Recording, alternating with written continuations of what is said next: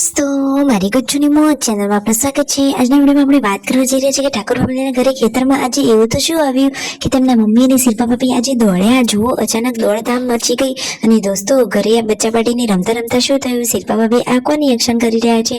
આજે જેન્સી અને ગુડ્ડુ બંને ચડી ગયા હતા આસુપાલવ ઉપર, પછી તેઓને કઈ રીતે ઉતાર્યા, શું આ રીતે ચડી જવાય ખરું, પછી તેમને કોણ બોલ્યું, હવે તેઓ ફરી ચડશે કે નહીં, બચ્ચા પાટી અહીંયા કોની સાથે રમી રહ્યા છે, શું તેમને અત્યારે રજાઓ છે અને મિતાંશને આ કોણ હેરાન કરી રહ્યું છે, શિલ્પા ભાભી એકલા ખેતરમાં ગયા, ખેતરમાં જતા જતા શું ઘટના બની, બધી જ માહિતી મળશે તમને આ વિડીયોમાં।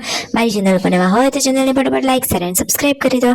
Full video in Thakor family blog channel દોસ્તો ફૂલ વિડીયોની લિંક ડિસ્ક્રિપ્શનમાં મૂકેલી છે, ત્યાં જઈ તમે આખો વિડીયો વોચ કરી શકો છો। હવે ટૂંકી ટુકડી લાઈ લેટેસ્ટ ટ્રેન્ડિંગ માહિતી મેળવવા માટે કરી દો મારી ચેનલને ફટાફટ સબસ્ક્રાઇબ। તો ચાલો દોસ્તો વધારે રાહ ન જતા વિડીયોની શરૂઆત કરી દઈએ। વિડીયોમાં તમે લાવી જુઓ તેમના મમ્મી અને શિલ્પા ભાભી ખેતરમાં પહોંચી ગયા છે।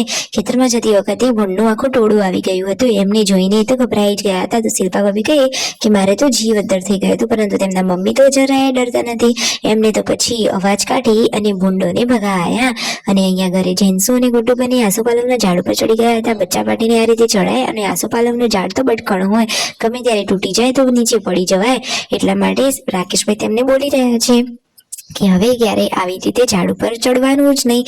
જુઓ અને પછી એમને જોઈને વિયુ અને યશુ પણ ચડતા શીખે અને એ બાળકો માટે યોગ્ય નથી।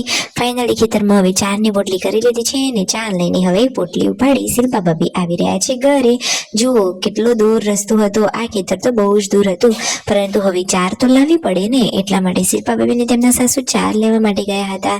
ઘરે આવેલા હતા સબસ્ક્રાઈબરો અને જે તેમના થોડાક રિલેટિવ પણ હતા, એટલે કે સિદ્ધપુરથી આવ્યા હતા।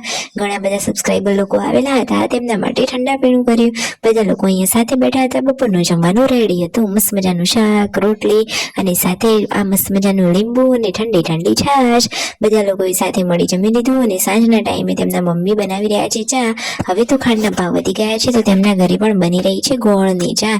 જુઓ તો ખરા કે તેમના મમ્મીને તો ઊંઘી ઉઠીને ચા વગર તો નશો જ ના આવે, ચાની તો તેમને બહુ જ જરૂર પડી જાય, સવારે પણ ચા જોઈએ અને સાંજે પણ।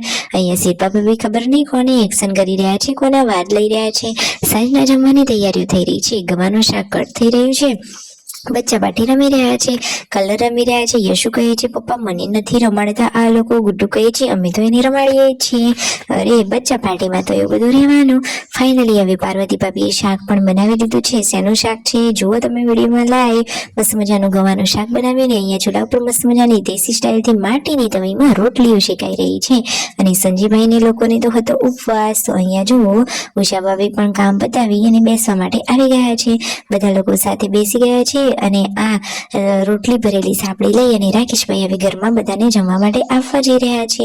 તો સંજયભાઈને ઉપવાસ, રણજીતભાઈ તેમના મમ્મી પપ્પા બધા લોકો સાથે હવે જમવા બેસી ગયા છે।